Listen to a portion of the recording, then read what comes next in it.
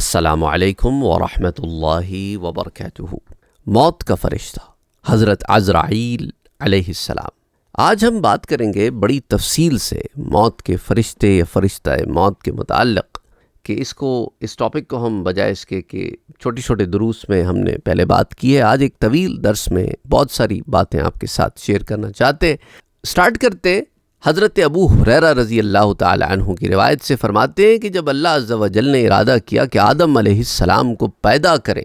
تو عرش اٹھانے والوں میں سے ایک فرشتے کو زمین سے خاک لینے کے لیے بھیجا۔ جب وہ خاک اٹھانے کے لیے جھکا تو زمین نے کہا، میں تجھ سے اس ذات کے وسیلے سے سوال کرتی ہوں جس نے تجھے بھیجا ہے، تو آج مجھ سے کچھ خاک نہ اٹھا جو کل کو اس سے دوزخ کا حصہ بنے۔ تو اس فرشتے نے اسے چھوڑ دیا۔ پھر جب وہ اپنے رب کے پاس پہنچا تو اللہ نے فرمایا، جس کے متعلق میں نے تجھے حکم دیا تھا، اس کے لانے سے تجھے کس چیز نے روکا ہے؟ عرض کیا، اس نے مجھے آپ کا واسطہ دیا تو میں اس سے ڈر گیا کہ جس نے آپ کے وسیلے سے سوال کیا ہو میں اسے مایوس کیسے کر دوں،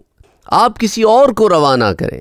تو زمین نے ان سے بھی یہی کہا، یہاں تک کہ اللہ سبحانہ و تعالیٰ نے سب حاملین عرش کو، یعنی عرش اٹھانے والے فرشتوں کو باری باری روانہ کیا۔ ان کے بعد اللہ سبحانہ و تعالیٰ نے ملک الموت کو بھیجا تو زمین نے انہیں بھی وہی جواب دیا جو پہلے فرشتوں کو دیا تھا۔ تو اس دفعہ فرشتے نے زمین کو جواب دیا کہ جس نے مجھے بھیجا ہے وہ پیروی کے لیے تجھ سے زیادہ مستحق ہے۔ تو اس نے زمین کی پشت سے پاکیزہ اور پلید ہر قسم کی خاک اٹھا لی اور اسے اپنے رب کی خدمت میں پیش کیا۔ پس اللہ نے اس پاکیزہ خاک پر جنت کا پانی ڈالا تو وہ سڑے ہوئے گارے سے بجتی ہوئی مٹی بن گئی، اور اسی سے حضرت آدم علیہ السلام کے ڈھانچے کو پیدا کیا گیا۔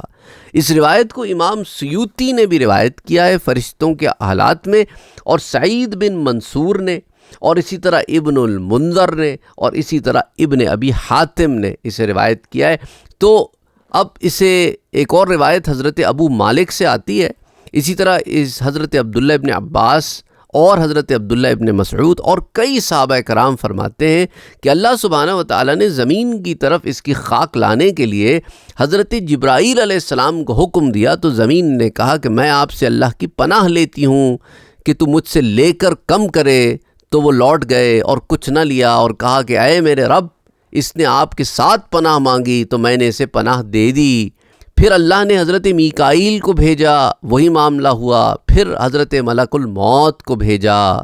تو زمین نے ان سے بھی پناہ مانگی، تو انہوں نے جواب دیا کہ میں بھی اللہ سے پناہ مانگتا ہوں کہ میں خالی لوٹ جاؤں اور اس کا حکم پورا نہ کروں۔ تو انہوں نے پھر زمین سے مٹی اٹھا لی۔ تو اس روایت کو ابن جریر نے، اسی طرح الاسماء والصفات میں، اسی طرح امام بیہقی نے، اسی طرح ابن عساکر نے، اسی طرح امام سیوطی نے، کئی علماء نے اپنی اپنی کتابوں میں اس روایت کو ذکر کیا ہے۔ تو ان حدیثوں سے کیا معلوم ہوتا ہے؟ امام سیوطی لکھتے ہیں کہ فرشتوں میں جب حضرت عزرائیل علیہ السلام جو ہیں، ان کا معاملہ ایسا ہے کہ یہ بہت سخت ہیں،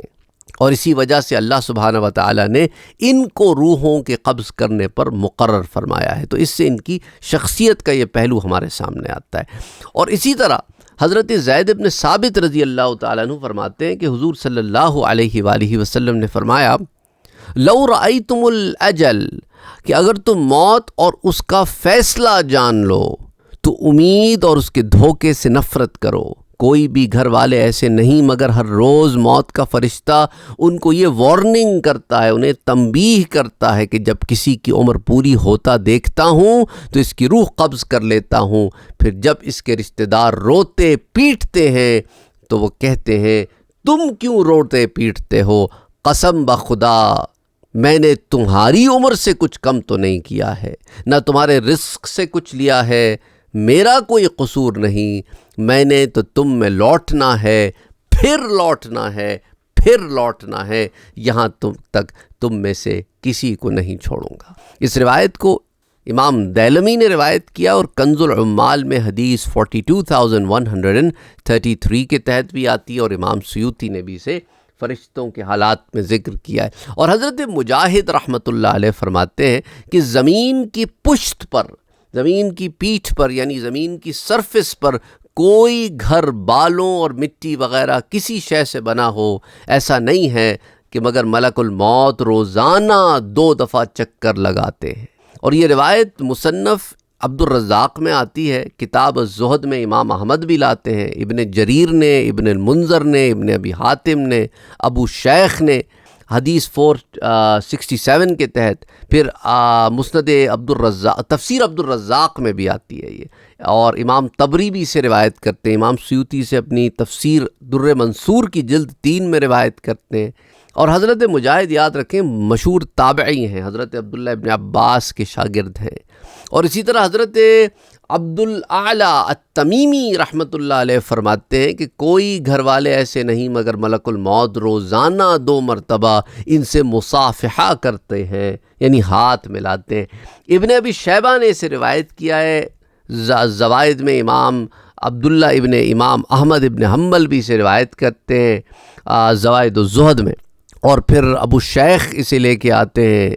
اور دیگر کتب میں بھی یہ روایت آتی ہے، اور یہ قول ہے بیسکلی حضرت حسن بصری رحمۃ اللہ علیہ۔ اب وہ مصافحہ، ہاتھ کا ملانے کا کیا کانسیپٹ ہے، کیا تفصیلات ہیں، وہ ہم نہیں جانتے۔ حضرت حسن بصری رحمۃ اللہ علیہ فرماتے ہیں کہ کوئی دن ایسا نہیں مگر موت کا فرشتہ ہر گھر میں 3 مرتبہ جھانکتا ہے، ان میں سے جس کو دیکھتا ہے کہ وہ اپنا رزق ختم کر چکا اور اپنی عمر پوری کر چکا تو اس کی روح قبض کر لیتے ہیں۔ جب اس کے عزیز و اقارب رونا دھونا شروع کرتے ہیں تو ملک الموت چوکھٹ کے دونوں بازوؤں کو پکڑ کر کہتے ہیں، میں نے تمہارا کوئی قصور نہیں کیا، میں تو اس پر مقرر ہوں، قسم بخدا میں نے تمہارا رزق نہیں کھایا، تمہاری عمر ختم نہیں کی، اور نہ ہی تمہاری موت میں وقت آنے سے پہلے کی ہے، میں نے تو تم میں لوٹنا ہے، پھر لوٹنا ہے، پھر لوٹنا ہے، یہاں تک کہ تم میں سے کسی کو باقی نہ چھوڑوں گا۔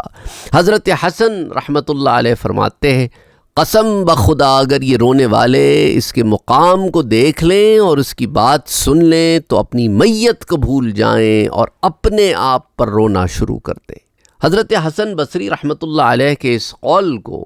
ذکر الموت میں ابن ابی دنیا روایت کرتے ہیں، اور ابو شیخ حدیث نمبر 441 کے تحت روایت کرتے ہیں، اور التذکرہ فی احوال الموتى میں بھی جلد نمبر 1 صفحہ نمبر 91 پر یہ آتی ہے۔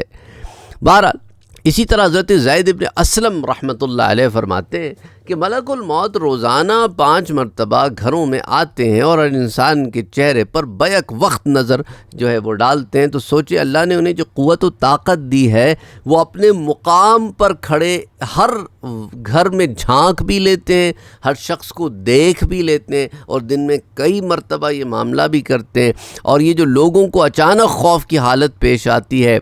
اسی وجہ سے آتی ہے کہ اچانک آپ کہتے ہیں حضرت زید ابن اسلم کہ کچھ ہوتا نہیں اور تم خوف کی عالم میں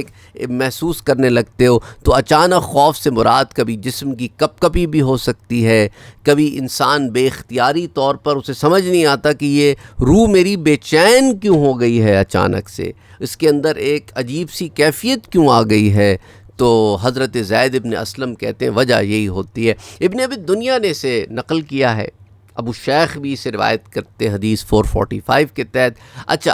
اسی طرح اس حدیث میں، اس قول میں ملک الموت کا گھروں میں 5 مرتبہ جھانکنے کا جو ذکر ہے، اور پہلی حدیثوں میں 2 اور 3 مرتبہ آیا ہے، تو اس میں اتفاق کی صورت کیا ہوگی، موافقت کی صورت کیا ہوگی کہ ہر گھر کی اپنی کیفیت ہے، جیسا اس کے مطابق ہو اسی طرح ملک الموت کرتے ہیں۔ تو مثلاً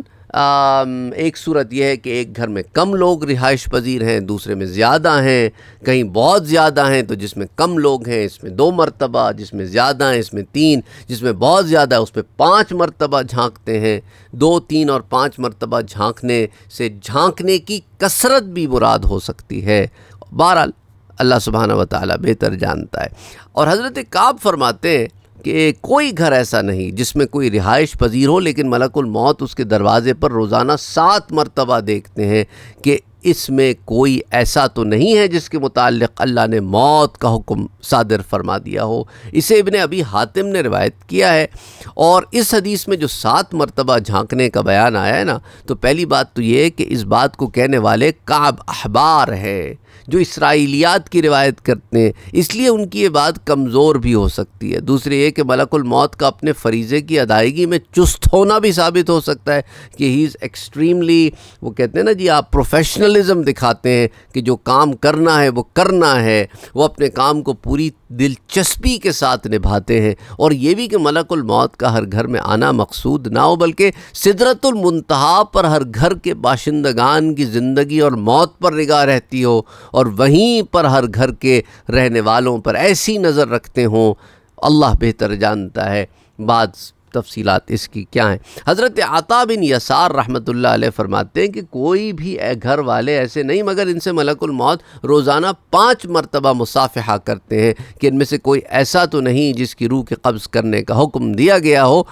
جسے سعید ابن منصور اور امام احمد نے اسے الزہد میں روایت کیا ہے۔ تو اس حدیث کے متعلق بھی وہی ڈیٹیلز ہوں گی جو پچھلی حدیثوں کے بارے میں میں نے آپ سے کی۔ اور حضرت ثابت البنانی رحمۃ اللہ علیہ فرماتے ہیں کہ رات اور دن کی 24 گھڑیاں ہیں، ان میں سے کسی جاندار پر کوئی گھڑی نہیں آتی مگر ملک الموت اس پر توجہ ہوتے ہیں، اگر تو اس کی روح کے قبض کرنے کا حکم ملتا ہے تو قبض کر لیتے ہیں، ورنہ اسے چھوڑ دیتے ہیں۔ اور اسے پھر ابو نعیم نے روایت کیا ہے۔ اور حضرت انس رضی اللہ تعالیٰ عنہ فرماتے ہیں کہ حضور اکرم صلی اللہ علیہ وآلہ وسلم نے ارشاد فرمایا کہ ملک الموت انسانوں کے چہروں پر روزانہ 70 مرتبہ دیکھتے ہیں۔ جب وہ آدمی ہنستا ہے جس کی طرف ملک الموت بھیجے جاتے ہیں تو وہ کہتے ہیں کہ تعجب ہے، میں تو اس کی طرف اس لیے بھیجا گیا ہوں کہ اس کی روح قبض کروں، اور وہ ہنس رہا ہے۔ اس روایت کو تاریخ ابن نجار میں روایت کیا گیا ہے، کنز العمال میں حدیث 42185، اور اسی طرح تنزیہ الشریعہ کی جلد نمبر 2 صفحہ نمبر 375 اور تذکرۃ الموضوعات پیج نمبر 214 پر بھی آتی ہے۔ اور واقعی تعجب کی بات ہے کہ جو آدمی ہر وقت ملک الموت کی نظر میں ہو، اسے ہنسنے سے کیا کام، اسے تو ہر وقت موت کی تیاری اور آخرت کی فکر ہونی چاہیے۔ تو یہاں 70 سے مراد 70 نظرۃ سے مراد کثرت بھی ہو سکتی ہے۔ اسی طرح حضرت حارث بن خزرج رحمۃ اللہ علیہ کے والد ابو خزرج فرماتے ہیں کہ میں نے حضور اکرم صلی اللہ علیہ وآلہ وسلم کو اس وقت فرماتے ہوئے سنا جب آپ نے ملک الموت کو ایک انصاری نوجوان کے سر کے پاس بیٹھے ہوئے دیکھا کہ اے ملک الموت میرے صحابی پر نرمی کرنا کیونکہ یہ مومن ہیں۔ تو ملک الموت نے عرض کی کہ آپ اپنے نفس کو خوش اور آنکھوں کو ٹھنڈا کر لیں کیونکہ میں ہر مومن پر نرم ہوں۔ یا محمد صلی اللہ علیہ وسلم، آپ جان لیں میں جب کسی انسان کی روح قبض کرتا ہوں اور کوئی رونے والا دھاڑے مارتا ہے تو میں گھر میں رک جاتا ہوں، اور میرے ساتھ مردہ کی روح بھی ہوتی ہے، تو میں کہتا ہوں کہ اے رونے والے یہ کیا ہے؟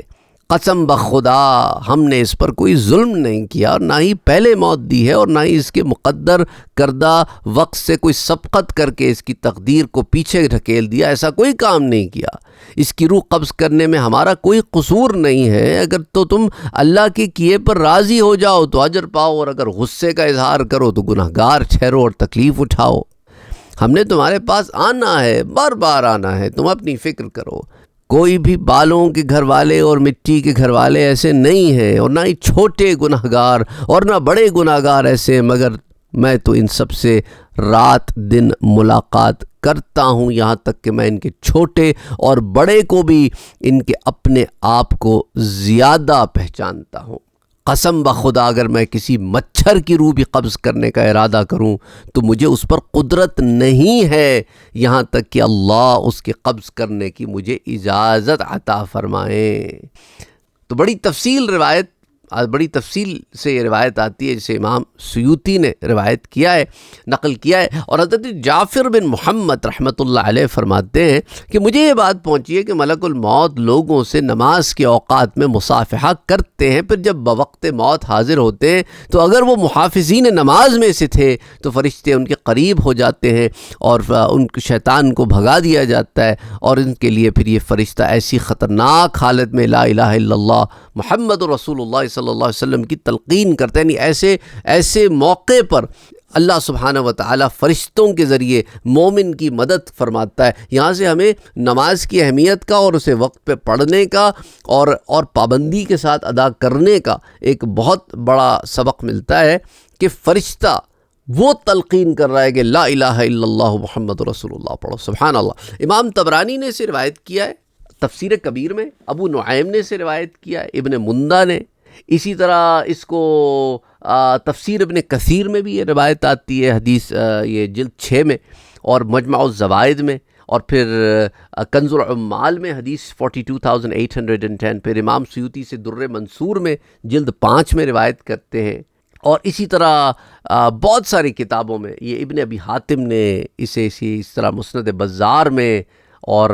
بہت ساری کتابوں میں اسے روایت کیا گیا ہے اس حدیث کو۔ اچھا، کعب احبار ایک روایت نقل کرتے ہیں، ابن ابی دنیا نے اسے روایت کیا ہے، اور اسی طرح ذکر الموت میں بھی ابن ابی دنیا نے ایک اور روایت حضرت عبید ابن عمیر رحمۃ اللہ علیہ سے روایت کی ہے، متن اس کا آگے پیچھے ہی ہے۔ حضرت کعب کی روایت میں آتا ہے کہ حضرت ابراہیم علیہ السلام ایک دن اپنے گھر میں آئے تو دیکھا کہ وہاں ایک آدمی ہے جو ان کے گھر میں داخل ہوا، کہ تم کون ہو؟ اس نے کہا بھی میں تو ملک الموت ہوں۔ تو حضرت ابراہیم علیہ السلام نے فرمایا کہ اگر تم سچے ہو تو نشانی دکھاؤ، تو تم تو جانوں کو قبض کرتے ہو، تو ملک الموت نے حضرت ابراہیم علیہ السلام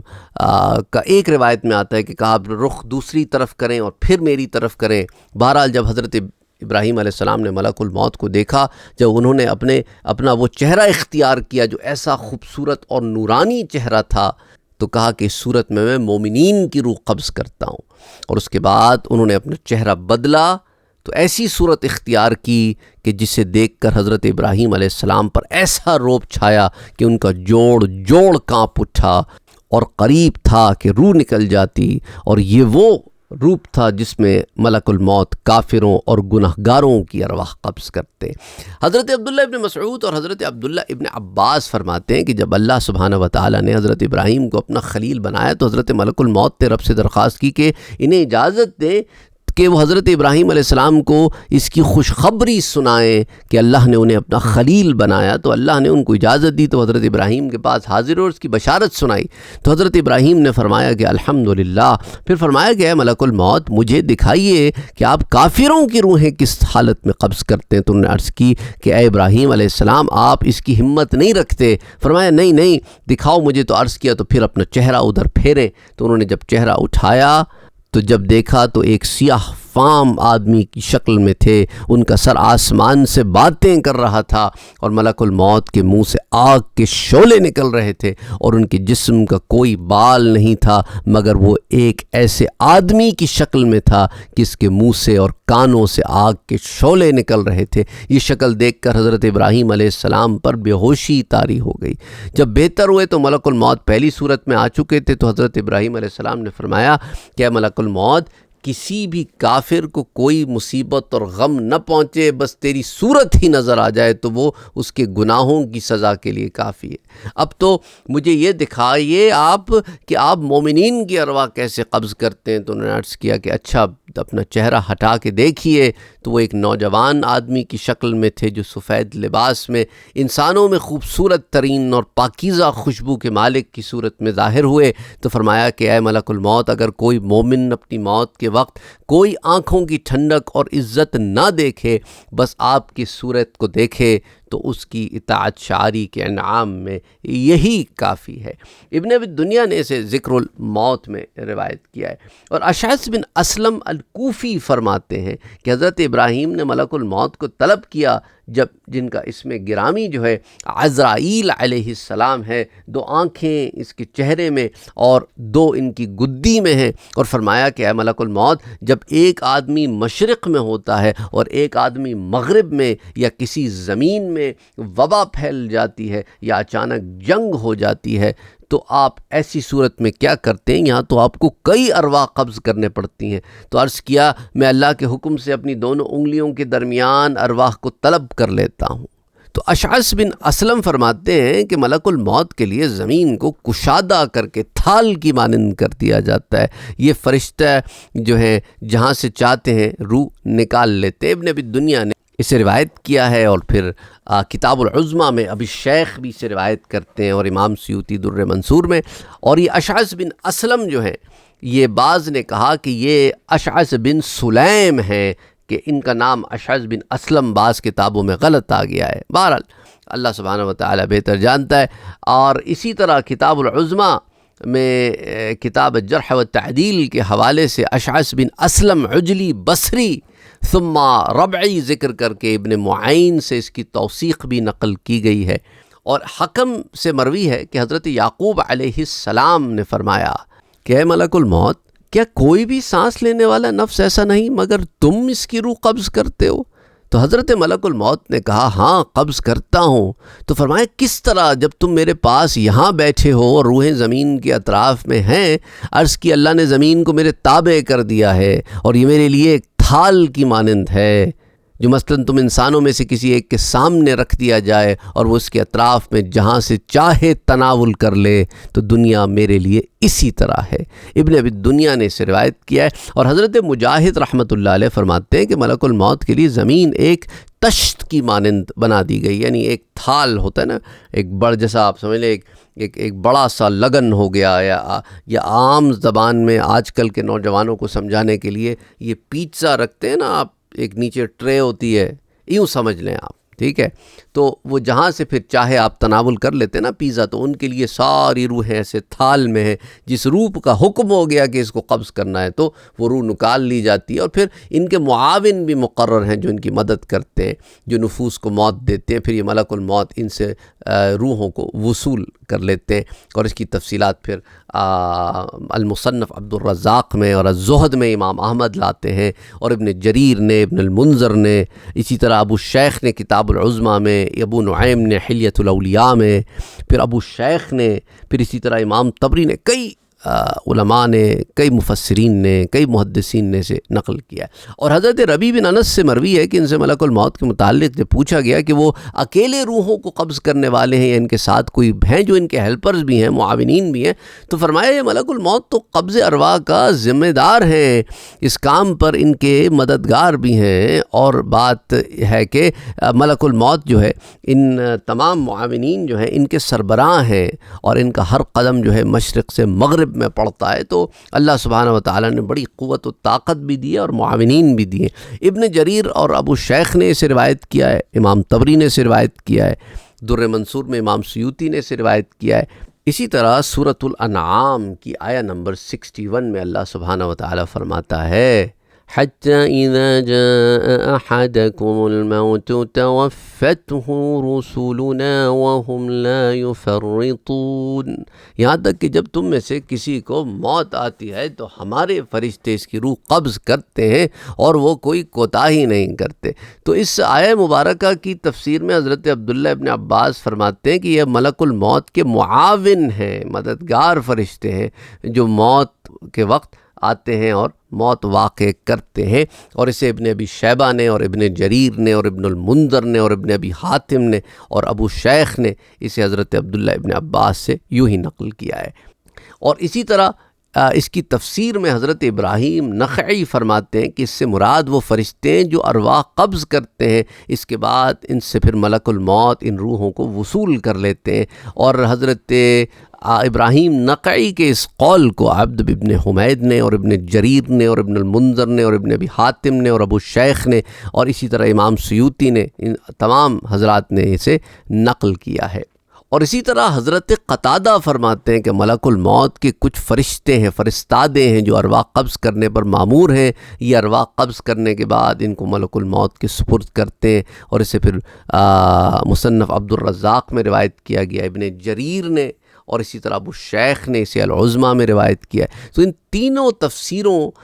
تفسیریں جو بیان کی ہیں اس آیہ مبارکہ کی تقریباً ایک ہی جیسی ہیں۔ اس سے معلوم کیا ہوتا ہے کہ قبض ارواح کا جو کام ہے ان میں معاونین، مددگار فرشتے جو ہیں ان کے سپرد ہے، جو ارواح قبض کرنے کے بعد پھر ان ارواح کو ملک الموت کے سپرد کرتے ہیں۔ اور حضرت وہب ابن منبہ فرماتے ہیں کہ وہ فرشتے جو لوگوں کے ساتھ رہتے ہیں یہی ان کو موت بھی دیتے ہیں اور ان کی زندگیاں بھی لکھتے ہیں، پس جب کسی نفس پر موت واقع کرتے ہیں تو اسے ملک الموت کے سپرد کر دیتے ہیں۔ ملک الموت یہ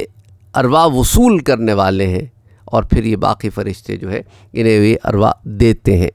اسے پھر کتاب العظمہ میں ابو شیخ نقل کرتے ہیں، اور تفسیر ابن ابی حاتم میں بھی آتی ہے، اور در منصور میں بھی امام سیوطی سے یوں ہی نقل کرتے ہیں۔ اچھا، بعض تفسیروں میں اور یہ بھی آتا ہے کہ توفت رسولنا، یعنی ہمارے فرشتے اس کی روح قبض کرتے ہیں، تو ان فرشتوں سے مراد یا تو تنہا حضرت ملک الموت ہیں،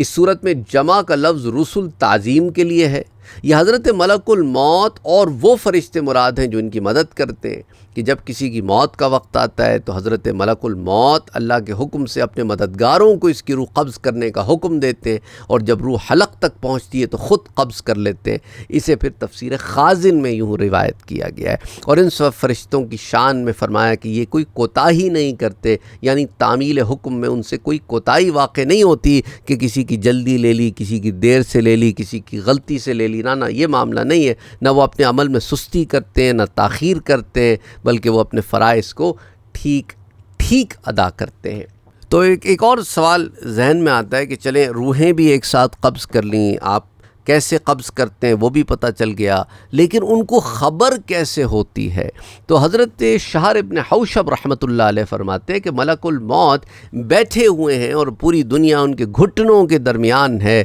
اور وہ لوح جس میں اولاد آدم کی موت کے اوقات لکھے ہوئے ہیں ان کے ہاتھوں میں ہیں، اور جو ان کے معاون فرشتے ہیں وہ ان کے سامنے قیام کی حالت میں کھڑے رہتے ہیں، یعنی کھڑے ہوئے ہیں بالکل چوکنے کہ اب حکم ہوا اور اب نکلے، اور یہ موت کی لوح دیکھتے رہتے ہیں اور پلک تک نہیں جھپکتے۔ بس جب کسی بندے کی موت آنے پر مرنے والے کے پاس سے پہنچتے ہیں تو ان فرشتوں کو کہتے ہیں کہ اس کی روح قبض کر لو، تو وہ اسی روح قبض کر لیتے ہیں۔ ابن ابی دنیا نے اسے روایت کیا، پھر ابو شیخ نے، اور پھر حلیۃ الاولیاء میں امام ابو نعیم بھی اسے روایت کرتے ہیں۔ تو کسی کی روح قبض کرنے میں جتنے فرشتے درکار ہوتے ہیں اتنے ہی ان کے پاس جاتے ہیں، باقی ملک الموت کے سامنے ہوتے ہیں تاکہ کسی دوسرے کی روح قبض کرنے کے لیے ان فرشتوں کو بھیجا جا سکے۔ اور حضرت عبداللہ ابن عباس سے سوال کیا گیا کہ وہ دو نفس جن کی موت ایک ہی ساتھ ہو جائے، ایک لحظے میں آن ہو جائے، متفق ہو، اور ان میں سے ایک تو مشرق میں ہو اور ایک مغرب میں ہو، تو ملک الموت ان دونوں ایک ہی ساتھ روح کیسے قبض کرتے ہیں؟ فرمایا دیکھو اہل مشرق و مغرب اور اندھیروں اور فضا اور سمندروں اور وادیوں پر ملک الموت کی قدرت نہیں، مگر اس آدمی کی طرح جس کے سامنے دسترخوان رکھا ہو اور وہ ان میں سے جہاں سے چاہے تناول کر لے، یعنی ان کے لیے تمام ارواح ایسے تسلے میں رکھی ہوئی ہیں کہ جس روح کے بارے میں حکم ہو تو وہ اسے قبض کر لیتے۔ اور اس سے پھر ابن ابی دنیا نے اس قول کو نقل کیا، ابو شیخ نے، امام سیوطی در منصور میں لاتے ہیں، ابن ابی دنیا اسے کتاب ذکر الموت میں لاتے ہیں، ابن ابی حاتم نے بھی اسے روایت کیا ہے۔ اور حضرت زہیر بن محمد فرماتے ہیں کہ عرض کیا گیا کہ اللہ کے رسول، ملک الموت تو ایک ہے اور دو لشکر بڑے بڑے مشرق و مغرب کے درمیان جنگ لڑتے ہیں، ان میں سے بہت سارے مارے جاتے ہیں، اور اسی وقت میں ناقص بچے اور ہلاک ہونے والے اور بھی لوگ زمین میں موجود ہیں، تو ایک لشکر مشرق میں لڑ رہا ہے، ایک مغرب میں لڑ رہا ہے، ساری دنیا میں اموات ہو رہی ہیں، ہلاکتیں ہو رہی ہیں، اور بعض ناقص بچے یعنی پیٹ میں بچے مر رہے ہیں، مختلف چیزیں ہو رہی ہیں، تو یہ اکیلے ملک الموت سب کی جان قبض کرنے کی قدرت کیسے رکھتے؟ تو حضور صلی اللہ علیہ وآلہ وسلم نے ارشاد فرمایا کہ اللہ سبحانہ وتعالی نے ملک الموت کو اتنی قوت بخشی ہے کہ زمین کو ایک پلیٹ کی مانند کر دیا ہے، جو مثلاً تم میں سے کسی ایک کے سامنے ہو تو کیا اس سے کوئی چیز دیکھنے، استعمال کرنے یا اس کی تصرف چوک سکتی؟ ہرگز نہیں۔ اب آپ کے سامنے ساری چیزیں ایک پلیٹ میں رکھی ہوئی ہیں، آپ کی ہر شے پہ نظر ہے، جہاں سے مرضی چاہے آپ اٹھائیں کھا لیں۔ تو وہی ہے کہ وہ جہاں سے مرضی چاہے روحوں کو قبض کرتے ہیں، جب حکم ہوتا ہے تو ان کے لیے کوئی ایسی مشکل نہیں ہوتی، تو اللہ نے ان کے لیے آسانی فرما دی ہے۔ تو اس روایت کو ابن ابی حاتم نے روایت کیا ہے۔ اور حضرت عبداللہ ابن عباس فرماتے ہیں کہ ملک الموت جو تمام زندوں کو موت دیتے ہیں وہ سب زمین والوں پر اسی طرح مسلط ہیں جس طرح تم میں سے ہر ایک اپنی ہتھیلی پر غالب ہوتا ہے۔ اس ملک الموت کے ساتھ رحمت کے فرشتے بھی ہیں، اور کچھ فرشتے ایسے بھی ہیں جو عذاب کے ہیں، وہ بھی ساتھ ہوتے ہیں۔ تو جب کسی اچھی روح کو قبض کرنے کا وقت آتا ہے تو رحمت کے فرشتے وہ بھیج دیتے ہیں، اور جب کسی پلید روح کو قبض کرنے کا وقت آتا ہے تو عذاب کے فرشتے بھیج دیتے ہیں۔ اور ابو المثنی فرماتے ہیں کہ دنیا کی سخت و نرم ہر مخلوق ملک الموت کی رانوں کے درمیان ہے، یعنی گویا اسی طرح جیسے کہ سامنے تمہارے پلیٹ میں چیزیں ہوتی ہیں نا، ویسے تو ان کے ساتھ پھر رحمت کے فرشتے اور عذاب کے فرشتے موجود ہوتے ہیں، تو یہ ارواح کو قبض کر لیتے ہیں، اور نیک روحیں ان رحمت کے فرشتوں کو دے دیتے ہیں، اور بدکار روحیں خبیث روحیں عذاب کے فرشتوں کو دے دیتے ہیں۔ عرض کیا گیا کہ جب گھمسان کی جنگ ہوتی ہے اور تلوار بجلی کی تیزی سے نکلتی ہے اور ایک ساتھ کئی لوگ مر جاتے ہیں تو یہ ملک الموت اتنی تیزی کے ساتھ کس طرح اتنے سارے لوگوں کی روح قبض کرتے ہیں۔ فرمایا وہ ان کو پکارتے ہیں تو مرنے والوں کی سب روحیں ان کے پاس آتی رہتی۔ ابن ابی دنیا نے اسے ابو شیخ نے اسے روایت کیا ہے۔ اور حضرت ابو القیس الازدی فرماتے ہیں کہ ملک الموت سے پوچھا گیا کہ آپ روحیں کس طرح قبض کرتے؟ انہوں نے فرمایا میں ان کو بلاتا ہوں تو وہ خود بخود میرے ماتحت روحیں قبض کرنے والے فرشتوں کے روح قبض کرنے سے میرے پاس آ جاتی ہیں۔ مجالسہ امام دینوری میں اسے روایت کیا گیا۔ اور حضرت خیثمہ رحمۃ اللہ علیہ فرماتے ہیں کہ حضرت ملک الموت حضرت سلیمان بن داؤد علیہ السلام کے پاس حاضر ہوئے اور یہ ان کے دوست بھی تھے۔ تو حضرت سلیمان علیہ السلام نے انہیں فرمایا تمہیں کیا ہے کہ تم ایک گھرانے پر آتے ہو اور ان کی روحیں نکال لیتے ہو جبکہ ان کے پہلو میں کچھ اور گھر والوں کو پھر چھوڑ دیتے ہو، ان میں سے کسی کی روح قبض نہیں کرتے۔ انہوں نے عرض کیا کہ مجھے تو کوئی علم نہیں ان میں سے میں ان جن ارواح کو قبض کرتا ہوں یا تو اس حکم کے تابع ہے کہ میں عرش کے نیچے ہوتا ہوں، بس مجھے ایک پروانہ عطا کیا جاتا ہے، ایک لیٹر آتا ہے، ایک رقعہ آتا ہے کہ اس کی روح قبض کرو، میں جا کے پھر مرنے والوں کے اس میں نام ہوتے ہیں تو پھر ان کی روح قبض کر لیتا ہوں، میں کو اپنی مرضی سے تو یہ کام نہیں کرتا۔ تو ابن ابی شیبہ نے اسے روایت کیا ہے۔ اور حضرت خیثمہ رحمۃ اللہ علیہ یہ بھی فرماتے ہیں کہ حضرت سلیمان بن داؤد نے جب ملک الموت سے فرمایا جب تم ارادہ کرے کہ بھئی میری روح قبض کرے تو مجھے اس حالت کی پہچان تو کرا دے، تو انہوں نے عرض کیا کہ میں اس کے متعلق آپ سے زیادہ علم نہیں رکھتا، یہ تو پروانے ہیں جو میری طرف بھیجے جاتے ہیں جن میں مرنے والوں کے نام لکھے ہوئے ہوتے ہیں۔ اسے ابن عساکر نے روایت کیا ہے۔ اور حضرت معمر فرماتے ہیں کہ ہمیں یہ بات پہنچی ہے کہ ملک الموت کو اس کا علم نہیں ہوتا کہ فلاں انسان کی موت کا وقت کب آئے گا، یہاں تک کہ اسے اس کی روح قبض کرنے کا انہیں حکم دیا جاتا ہے تو تبھی انہیں پتہ چلتا ہے کہ کس کا وقت آ گیا ہے۔ تو کتاب الزہد میں امام احمد اسے اور ابن ابی دنیا اسے روایت کرتے ہیں۔ اور حضرت ابن جریر فرماتے ہیں کہ ہمیں یہ بات پہنچی ہے کہ ملک الموت کو حکم دیا جاتا ہے کہ فلاں روح فلاں وقت فلاں دن میں قبض کر لیجئے۔ ابن ابی دنیا نے اسے یوں روایت کیا ہے۔ اچھا، اسی طرح ایک روایت حضرت عبداللہ ابن عباس سے آتی ہے، فرماتے ہیں کہ ملک الموت کو انسانوں کی روح قبض کرنے کی سپرد کیا گیا ہے، یہی ان کی ارواح کو قبض کرتے ہیں۔ جنات کے لیے اور فرشتے مقرر ہیں، شیاطین کے لیے اور پرندوں اور درندوں اور مچھلیوں اور چونٹیوں کے لیے اور ہیں۔ تو یاد رکھیں ہر جن شیطان نہیں ہوتا، شیاطین تو وہ ہیں کہ جو فساد کرتے ہیں، اور جنات میں ایک قسم ہے نا، وہ قسم ہے شیاطین کی جو برے جن ہیں، اور جو اچھے جن ہیں وہ ایک کیٹیگوریکلی وہ اچھے جنات کنسیڈر کیے جاتے ہیں۔ تو ان میں روح قبض کرنے کا معاملہ الگ ہے، شیاطین کا روح قبض کرنے کا معاملہ الگ ہے، اور پھر دیگر مخلوقات کا الگ ہے۔ اور پھر یہ بھی فرمایا کہ یہ 4 فرشتے سب فرشتے پہلی چیخ یعنی سور پھونکنے کے وقت فوت ہو جائیں گے۔ ان کی ارواح قبض کرنے والا بھی ملک الموت ہے، پھر یہ بھی وفات پا جائیں گے، لیکن سمندر میں شہید ہونے والوں کی ارواح کو قبض کرنا اللہ نے اپنے ذمہ لیا ہے۔ اسے ان کے اکرام کی وجہ سے ملک الموت کے سپرد نہیں کیا، کیونکہ یہ خدا کے راستے میں حج کے لیے سمندر میں سوار ہوئے تھے۔ تو ایک روایت میں یہ بھی آتا ہے، ابن ماجہ اسے روایت کرتے، حدیث 2778، اور در منصور میں بھی روایت آتی ہے۔ اور حضرت ابو امامہ رضی اللہ تعالیٰ عنہ بھی فرماتے ہیں کہ میں نے حضور صلی اللہ علیہ وآلہ وسلم کو یہ ارشاد فرماتے ہوئے سنا کہ ان اللہ عز و جل، کہ اللہ سبحانہ و تعالیٰ نے ملک الموت کو سب ارواح کے قبض کرنے پر مقرر فرمایا ہے، اللہ سوائے کس کے؟ سمندر میں شہید ہونے والوں کے، کہ ان کی ارواح اللہ سبحانہ و تعالیٰ خود قبض کرتا ہے۔ اور اسے پھر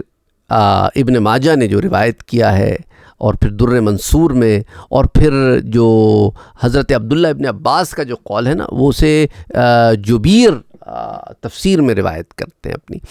اور حضرت محمد بن کعب قرظی فرماتے ہیں کہ مجھے یہ بات پہنچی ہے کہ سب سے آخر میں ملک الموت پر موت آئے گی، انہیں حکم ہوگا کہ اے ملک الموت مر جاؤ، تو اس حکم کے بعد وہ ایک ایسی چیخ ماریں گے کہ اگر اسے سب آسمانوں اور زمین والے یہ سن لیں تو گھبراہٹ سے مر جائیں، اس کے بعد ان پر بھی موت واقع ہو جائے گی۔ اسے ابن ابی دنیا نے روایت کیا ہے۔ اور حضرت زیاد نمیری رحمۃ اللہ علیہ فرماتے ہیں میں نے بعض کتابوں میں پڑھا ہے کہ باقی مخلوقات سے زیادہ ملک الموت پر موت سخت ہے، اسے بھی ابن ابی دنیا ہی روایت کرتے ہیں۔ اچھا، پھر سوال ایک اور بھی پیدا ہوتا ہے کہ کیا اندھے لوگ بھی ملک الموت کو دیکھتے ہیں؟ کیونکہ وہ تو دیکھ نہیں سکتے نا۔ لیکن جب انسان کی موت کا وقت قریب آتا ہے نا، تو اب یہ پھر ظاہری آنکھ سے معاملے نہیں دیکھے جا رہے ہوتے، وہ روحانی طور پر دیکھے جا رہے ہوتے ہیں۔ اور جو اپاہج ہوتا ہے، کسی بھی قسم کی ڈسیبلٹی ہوتی ہے، وہ جسمانی طور پر ہے، روحانی طور پر نہیں ہے۔ روح اس کی بھی کامل ہے،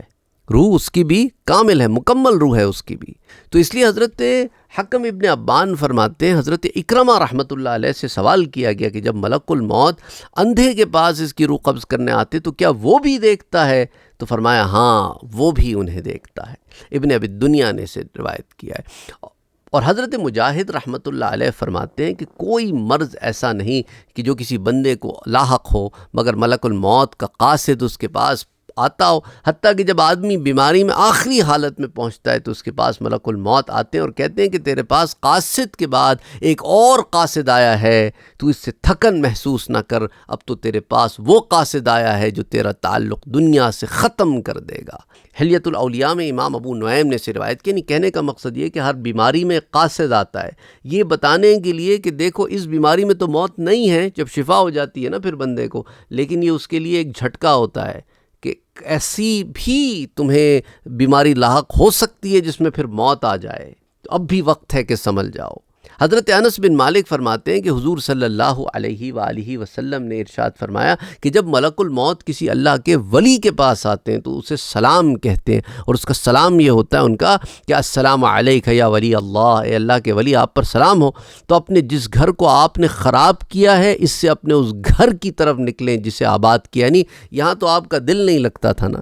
تو اسے تو آپ نے کوئی ویلیو نہیں دی، تو اب وہاں چلیں جس کی آپ نے ساری زندگی ویلیو کی، یعنی جنت کی طرف۔ اور جب ملک الموت ایک ایسے آدمی کے پاس آتے ہیں جو اللہ کا ولی نہیں ہوتا تو اسے فرماتے ہیں اٹھ اپنے اس گھر کی طرف جس کے لیے تو نے کیا کچھ نہیں، اپنے اس گھر کی طرف جس میں تو نے ساری چیزیں لگا دی، یعنی سارے وقت تو یہ دنیا میں ہی رہا نا، اس گھر سے نکل جسے تو نے تعمیر کیا ہے، اپنے اس گھر کی طرف یعنی آخرت کی طرف جسے تو نے خراب کر دیا ہے۔ اسے فوائد ابو الحسن عن عریف میں بھی روایت کیا گیا ہے، اور پھر فوائد ابو ربیع مسعودی میں بھی اسے نقل کیا گیا ہے۔ اور حضرت عبداللہ ابن مسعود فرماتے ہیں کہ جب اللہ سبحانہ و تعالی مومن کی روح قبض کرنے کا ارادہ فرماتا ہے تو حضرت ملک الموت سے فرماتا ہے کہ اسے میری طرف سے سلام کہو۔ تو جب ملک الموت اس کی روح قبض کرنے آتا ہے تو کہتا ہے کہ آپ کو آپ کے رب کا سلام پہنچاتا ہوں۔ سبحان اللہ۔ ابو القاسم ابن مندہ اسے کتاب الاحوال میں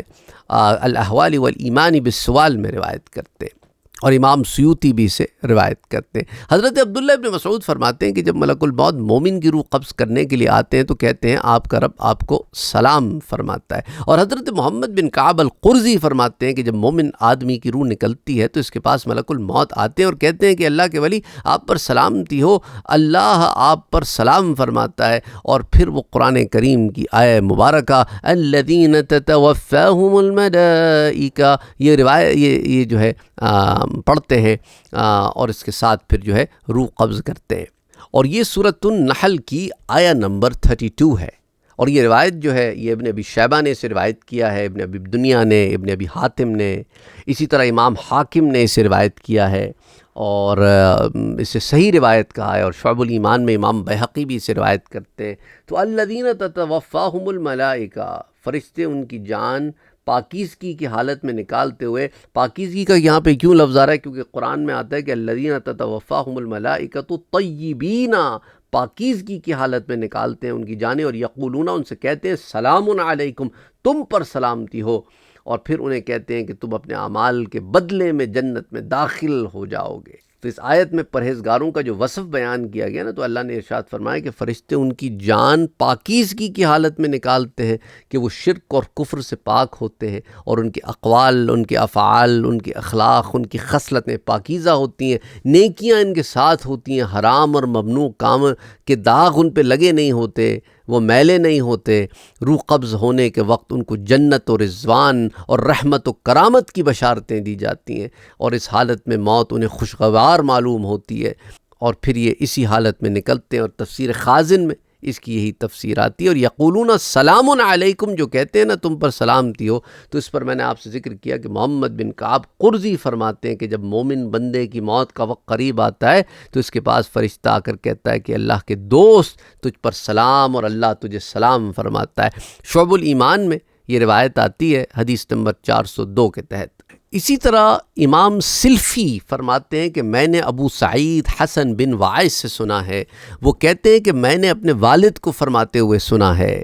کہ میں نے کسی کتاب میں دیکھا ہے کہ اللہ سبحانہ و تعالی ملک الموت کی ہتھیلی پر نورانی خط کے ساتھ بسم اللہ الرحمن الرحیم کو ظاہر فرماتا ہے، پھر اسے حکم دیتا ہے کہ وہ اپنی ہتھیلی اللہ کے ولی کے آگے اس کی ولی کی وفات کے وقت کھولے اور اسے ایک کتابت دکھائے۔ تو جب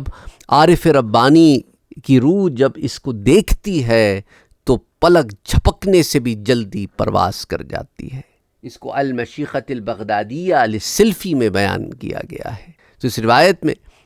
اور اس سے پچھلی روایت میں یہ تمام معاملات آپ سامنے رکھیں تو بات بڑی واضح طور پہ سمجھ میں آ جاتی ہے۔ تو یہاں پر آج کے اس درس کا اختتام کرتے ہیں۔ امید کرتا ہوں کہ تفصیلاً آپ کو ایک جگہ ملک الموت سے متعلق بہت ساری تفصیلات مل گئیں، اور آپ کے ہو سکتا ہے بہت سارے سوالات کے جوابات بھی آپ کو اس درس میں مل گئے ہوں۔ انشاءاللہ اگلی دفعہ پھر ملاقات ہوتی ہے۔ السلام علیکم ورحمۃ اللہ وبرکاتہ۔